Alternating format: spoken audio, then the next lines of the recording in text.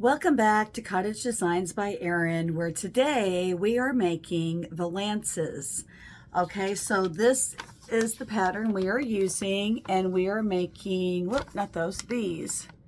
A little balloon valance, and they're not the 1980s kind that have tissue paper in them. They're just a cute little swag. So this is Simplicity 5688.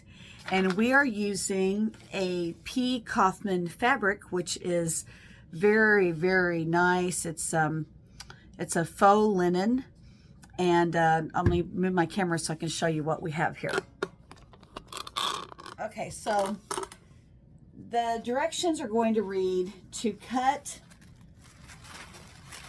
the fabric on the fold, which is just the fold of the material. So if you see here, whoop, here's our fold of our fabric. All right, so when we remove this, we will have a semicircle that looks like this. You will need one of the beautiful printed fabric that you're using, and you will need a second one cut out of whatever you want for lining. Now, the cheapest way to get a lining for your curtains is to cut up a king size or queen size sheet. That's the most material for your buck. It's thin. Okay, so we are going to match up our edge here. Let me get this going. Let me pin it a little bit. It's just going to use a straight 1/4 inch seam.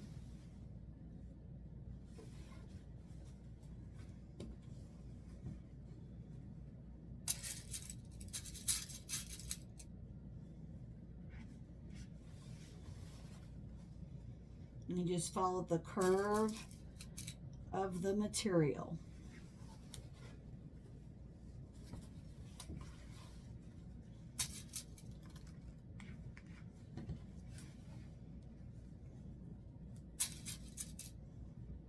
It's always good to pin it at least marginally, because sometimes the fabric can slide around, and if your lining is not securely in place, you will have a mess, because the curtain will be bumpy, saggy, wrinkly, or just incongruent. Now, that is pinned. Let me put my camera back up for a second. Let me show you what the actual curtain is going to look like. I'm making these for my classroom because I have two big, tall windows. Okay, so this is what the curtain will look like once it has been sewn. We have a nice big opening for a nice rod up here. About a 1-inch rod will fit through this. And so once you shear it all up, then you get that cute little balloon valance look. All right, so let's go ahead and start sewing this.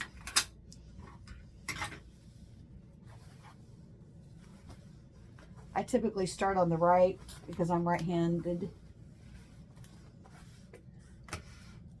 You're just going to use a straight stitch. Mine's a number 1, which is a 2.5 on top, and a 3.5 on bottom. Okay, here we go.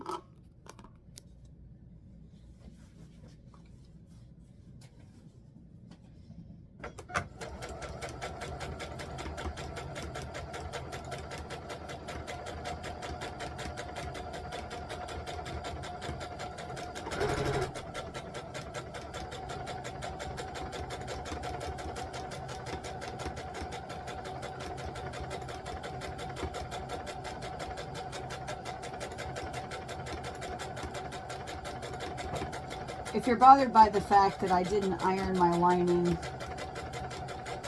it will be pressed before we sew the rod pocket in, so I'm not really concerned about it at the moment.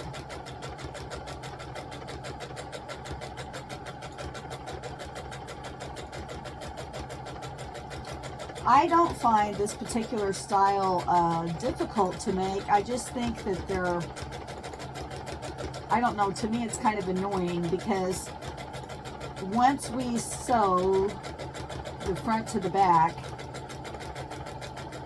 we have to flip it inside out, make the rod casing, and then you will have to sew the lining in place. And to me, that's the hard part, because you have to mark your sewing lines. There's all kinds of valance patterns out there. I have made some by Vogue where you have a middle piece and 2 side panels and you have to match up the pattern. Those are kind of a pain, but they do make a really beautiful curtain.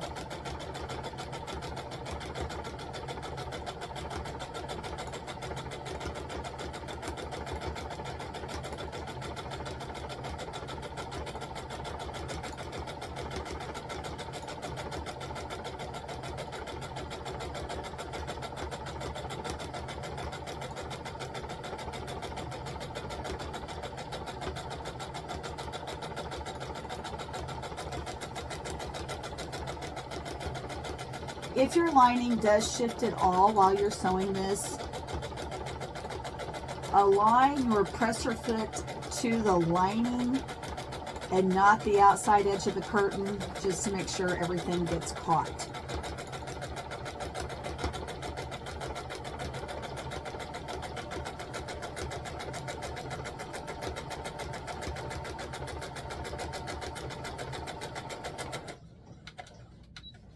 All right, we are now going to take out our pins.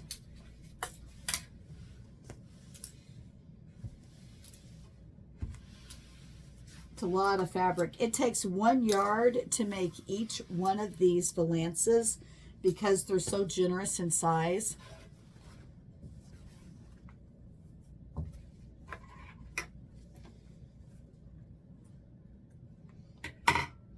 All right, I'm now going to take my dressmaker shears and I'm going to cut little tiny slits up to the stitch line, but not through the stitch line.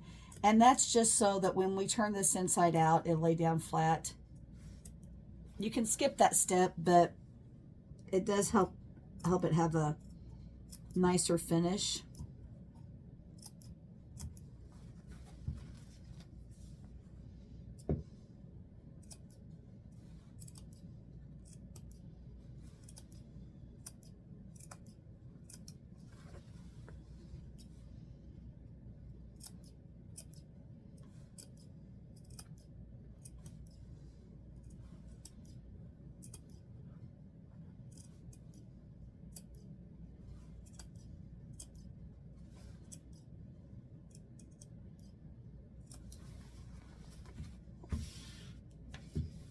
Long way around this thing.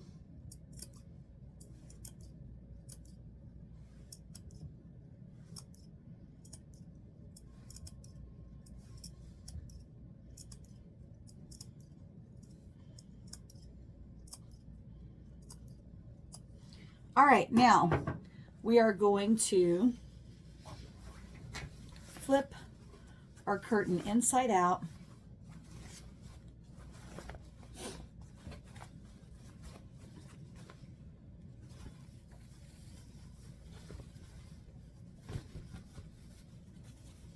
And this is going to be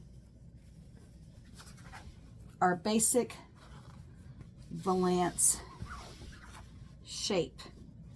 Make sure that you pull the lining down, because you're going to have to sew this in place and you don't want anything to get caught up where it should not.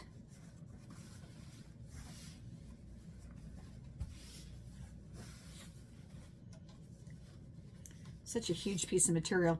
I had these on my living room floor, and honestly, it took up my entire living room.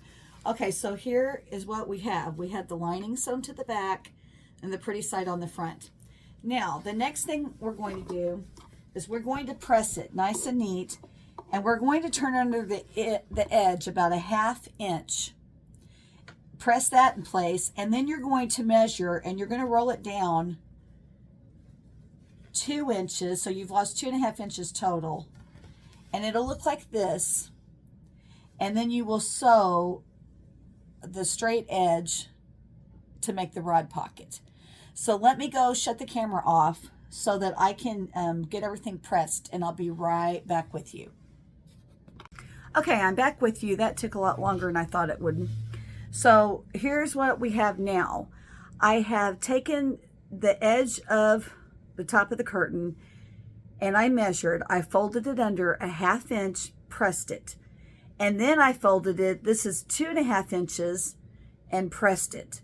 So this keeps the raw edge inside, and this is now going to become our rod pocket. So I'm going to go ahead and stitch this in place. Let me go back to my hands. My work table's a little messy. I've been busy. Okay, so here we go.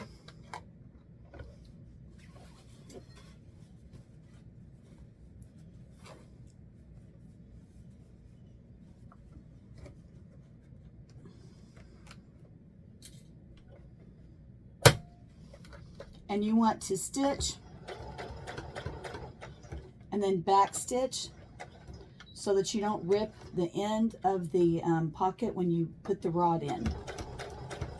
The presser foot is lined up with the bottom of the hem. Now, here's a discussion we need to have. If you want that ruffle at the top of the rod, that is called a header. In order to make a header, you have to have even more fabric allowance, and you would make 2 seams, one for the bottom of the rod and one for the top of the rod.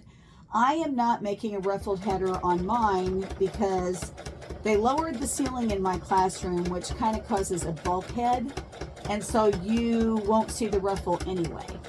So I'm just going to run the rod through it and shear it up and be good to go. But if you want the ruffle, the way you would get that look is you would sew a casing at the bottom and a casing in the middle and run your rod in between, if that makes sense.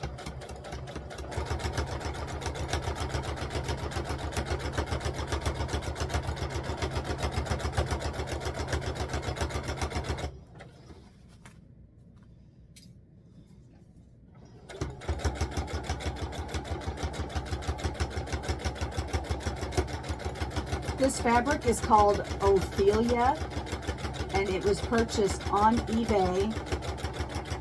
P. Kaufman, it's running $22 a yard. $21.99 a yard. You may as well call it 22. The seller I bought it from does offer free shipping, so I didn't have to pay for that.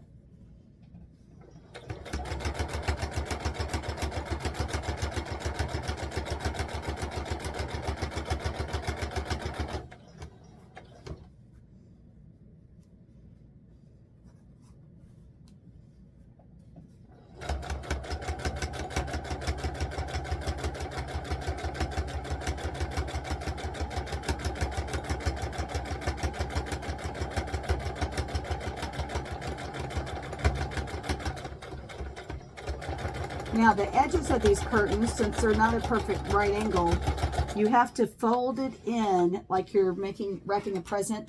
Fold it in and tuck it. Fold it in and tuck it so that it'll stay in there. Okay, so here's our basic valance. It is sewn together. Now you take the pretty sides together and fold it in half. You're then going to take your pattern and lay it back on the fold. If you notice, we have these semicircle stitching lines. And so you would now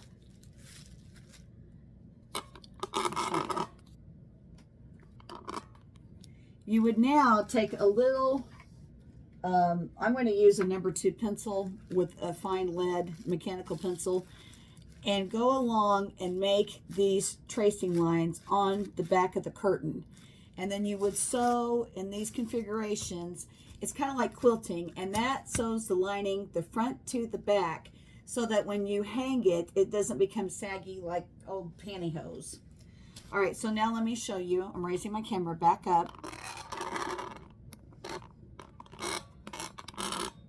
I have such a hard time with this thing. Okay, so here's our valance. We have the rod pocket sewn. And then if you notice on the back, I have some real faint little pencil lines, and that's how I marked my semicircle configuration of where I had to sew. You can use a disappearing marker, ink marker. I was afraid to do that because I was afraid it bleed through or wouldn't disappear. I mean, these are going to be really high in the air, and it's going to be facing the back, so you're not going to see it. So anyhow, I hope you learned how to make a custom valance today, and it looks like something really difficult. The hardest part for me is just sewing these semicircle lines on the back of it, the quilting lines on the back of the valance. But look at how magnificent this is. I can't wait to see them in my classroom, actually on the window. If you learned something from this video, please like and subscribe to my channel for more tutorials in the future. Thank you.